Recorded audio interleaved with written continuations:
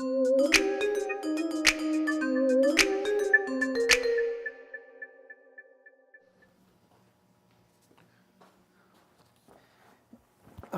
man.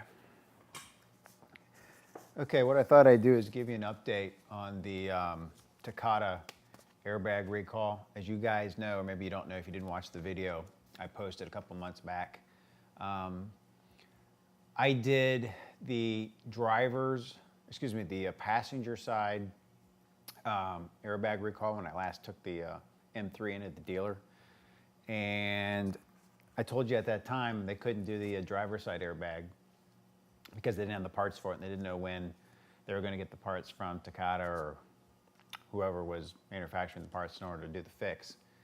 So today, I got a letter in the mail from BMW North America telling me that the parts for the driver bag recall are now at BMW Dealer, so I can schedule that and get it done. So basically, if you don't know what happened, basically Takata, I think it's just related to them. I don't know if there's any other manufacturer out there of airbags that's affected by this, but they have millions and millions of airbags out there, and when these things get deployed, obviously there's a lot of pressure that gets pushed out when the airbag deploys, and apparently the mechanism that creates the little boom to inflate the airbag, there's some little shards or metal pieces that can come apart when that happens on these particular bad airbags, and they get shot out with the airbag, and obviously they can hit you in the face or whatever and do some serious damage, or in theory, death, which is what the letter said. So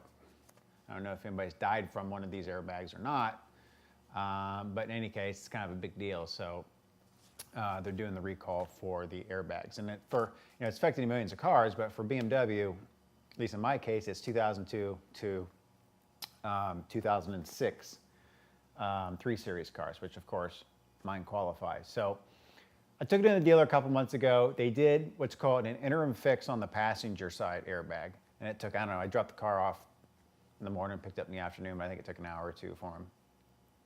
And now what they're doing is for the driver's side airbag, they're doing what is called a final remedy fix. So whatever they do to replace the module in the steering wheel for the driver, it should be the end of it. That should solve the problem, and you shouldn't have to take it back again. Now, since they're calling the passenger airbag fix an interim remedy, I don't know if at some point I'm going to have to take the car back and they have to do something additional to the passenger side airbag. So how did I get this started? How did I know when to take my car in and get the passenger side done? Well, if I remember right, and you guys, you might have to check on the BMW website for this, because I don't remember exactly how it, but I think when I heard about the airbag recall, I went on the BMW North America site, which is BMWUSA.com, and I think there was a link I found somewhere, either directly off the home page or somewhere on some other website that linked me into it, and there was a place where you could put your VIN in,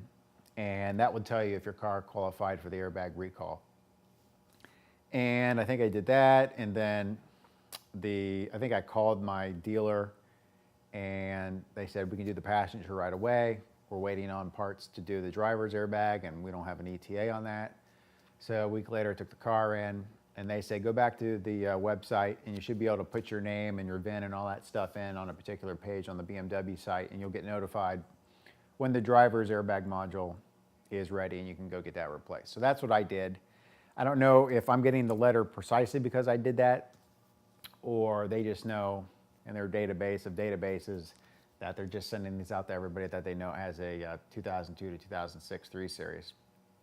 But in any case, I did get the letter, so that's nice that they sent it to me, and I know that I can now go get it fixed. So I'll make an appointment to go get the airbag fixed probably in the next week or two. I mean, obviously, I haven't been driving it that much, so chances are that car is going to kill me with shards to the face from an airbag deployment are pretty slim. So I'm not really too worried about it from a personal safety point of view, but there's a couple of just small things I need to get taken care of on the car too. So it just gives me an excuse to take the car in the next week or two and address those things and address the airbag as well. So if you got a 2002 to 2006 3 Series BMW, whether it's an M3 or non-M3, you should probably put your VIN in on the website and see if your car qualifies. Chances are it probably does. Like I said, it's millions and millions of cars out there, not just BMWs. Pretty much every make and model out there is sort of affected in one way or the other. So obviously all this stuff is free of charge and stuff. And when you take your car in, there's no charge for it. If you've somehow gotten this airbag recall done on your own and you paid for it yourself, in the letter there's also some instructions there on how to recoup some of those costs. If you paid somebody to do it, maybe you went to a independent mechanic or something like that and they did it. So there's a process in there in order to recover some of those costs. But you still, if you want to recover your costs, if you got it done outside of a BMW dealership, you're still going to have to take the car into a BMW dealership. They're going to have to inspect it to make sure it was done correctly. And you're going to have to show, your invoice where you paid for it, how much you paid for it, and all that good stuff before they reimburse you. So that's kind of a song and dance you got to go through if you've already got that done through an independent shop. So that's the airbag recall update for a Takata. Hopefully that'll put it to bed, unless I hear something new on the passenger side, interim fix. So go out there and check on the website and see if you got your car taken care of. If your VIN comes up and you need to get your airbag fixed, take it to the dealership and have them do it. So that's the status on that. If you like this video, like it. If you didn't like it, don't like it. You can follow me on Instagram and Twitter at ChrisWorldTV. You can go to the website at chrisworld.tv. All the videos are categorized and all that good stuff. And if you haven't subscribed, subscribe today so you never miss an episode. Take care.